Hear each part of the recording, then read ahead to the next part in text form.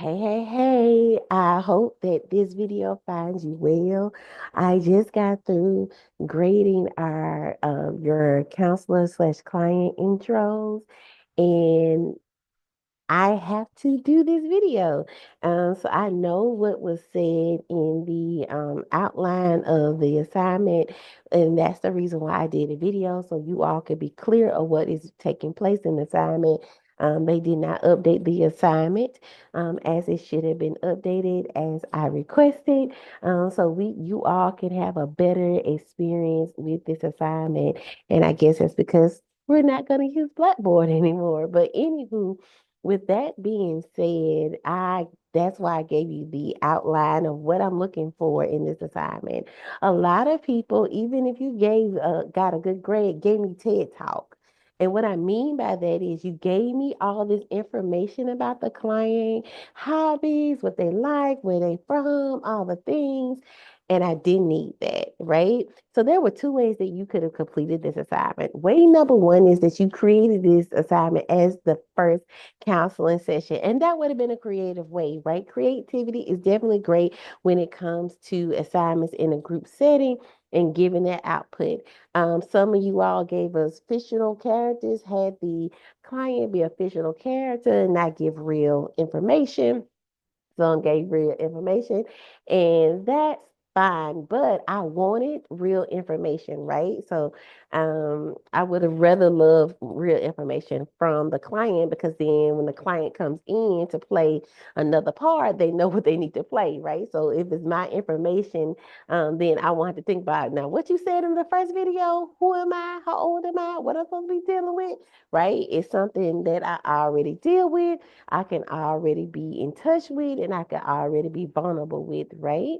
So with that being said, when you're doing these presentations, it is a case consultation. And the reason I'm really passionate about this is because this is the meat. It is something that you're going to use throughout the profession. You're going to do case consultations. You're going to need to give an intro before you give the actual information about what's going on with the client. They need to know what the client's background is. They need the abstract, the introduction to the client. Just like you give an abstract, a preview of your paper, and then give the intro of what we'll be discussing in the paper. That's the same way this should have been. And so a lot of you gave me like appetizing things and not meat and potato things. Like, what are the triggers? What are their whys? Is there a family history of the mental health illness or the other things that they're dealing with? Has this been a effect of trauma or past experiences or past situations? Have they ever been to counseling before? All of these things were the things that I was looking for in your client counselor introductions because these are things that you will use into your case consultation in the later part of the class.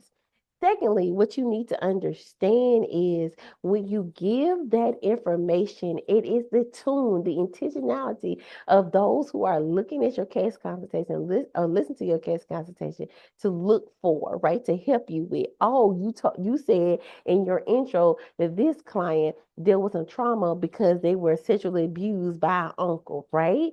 So this gives a insight of when you're giving your case consultation, oh, you can't talk about that because that may trigger the sexual abuse trauma. That may trigger this may trigger that. And it gives us our counseling ears to help you identify techniques and ways that you can assist the client, which is what a case consultation is. It's us identifying therapeutic approaches and techniques that we can use in order to assist the client with their next level.